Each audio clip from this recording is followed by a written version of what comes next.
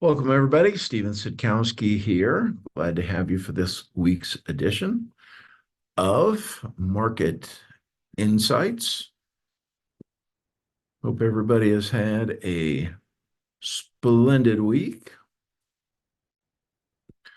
It is March 25th, 2024. Quick reminder that everything we do here is for educational and informational purposes only. It is not intended as investment advice. So what's moving the markets? Well, we're looking for a fifth straight month of gains. These are very good times, my friends. I hope you've taken full advantage. Boeing CEO has stepped down. That company has had so many missteps. They really needed a change at the top. They've got systematic issues. And, I root for Boeing. They're a great American company. They provide a lot of good, high-paying jobs, and they just need to improve the quality of their product. Given the fact that people are flying around in them, that's kind of a big deal.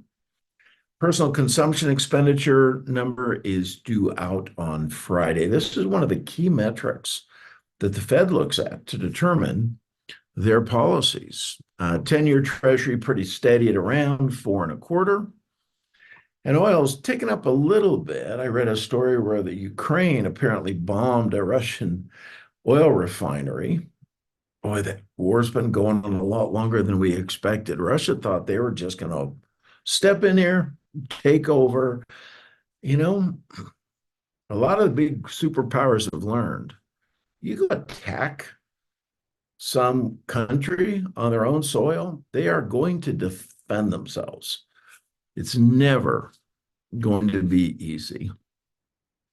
What to watch this week? I got some Fed speak today. Raphael Bostic said earlier he's only expecting one rate cut this year. And I don't think he's off by much.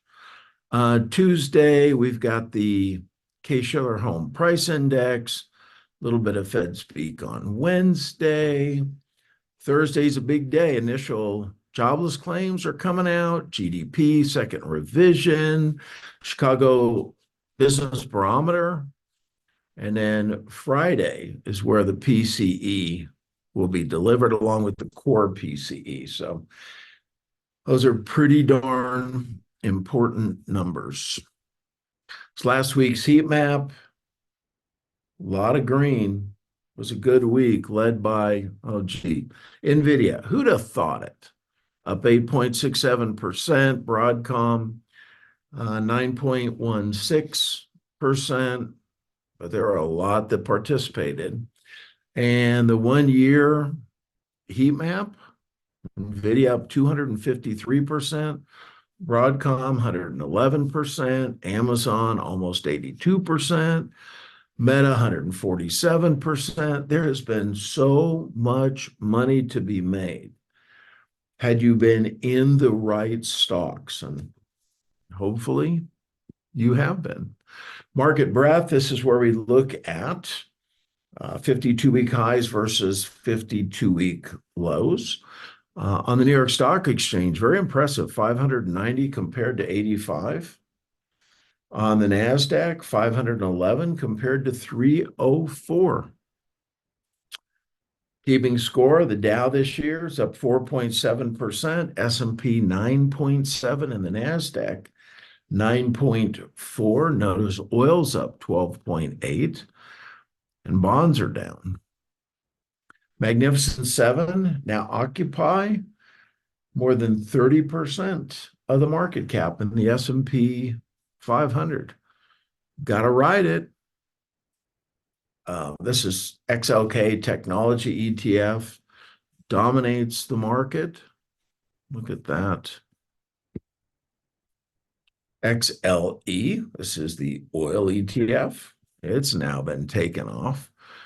Energy's been strong. Earnings revisions turn positive for the second quarter of this year. That's nice to see. Earnings are the mother's milk of the stock market. Forward PE on the S&P 500, it's 21. If you go equal weighted 17, market's a little pricey. No doubt about that. April loves energy. So you can see here, energy is typically up 2% in April. The wealthy are now on guard. 82% think there is a relatively high risk of a correction over the next 3 to 6 months. We're always going to have little corrections throughout the years. Those are great opportunities to add to positions. Year-end price targets. Wall Street's now saying 5,400. Seems reasonable. We're at 52 and change right now. Fed projections for interest rates. Right now, we're at 5.5%.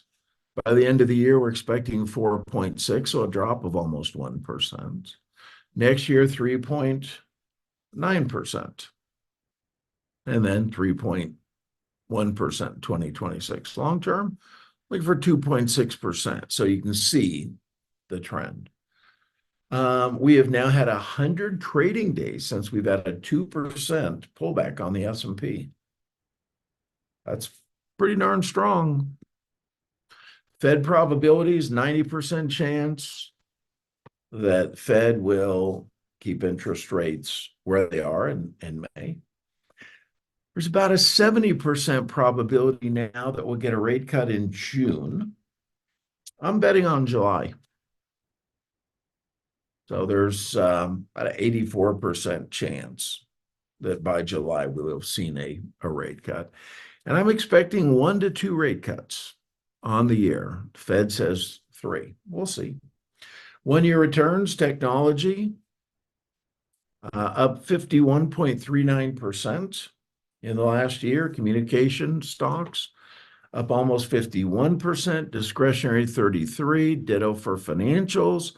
Industrials have been coming on, as has energy and materials. Healthcare been doing better. REITs and staples, not so much. Utilities, actually down for the year. Let's take a look at the charts. See what they've got to say. Let's look at the S&P 500. Beautiful chart. You know, back here, November 3rd, crossed above its 50-day moving average. It's really been moving higher ever since. Doesn't mean the market's going to go higher every day. It just means the overall trend is bullish, which means you want to be in equities.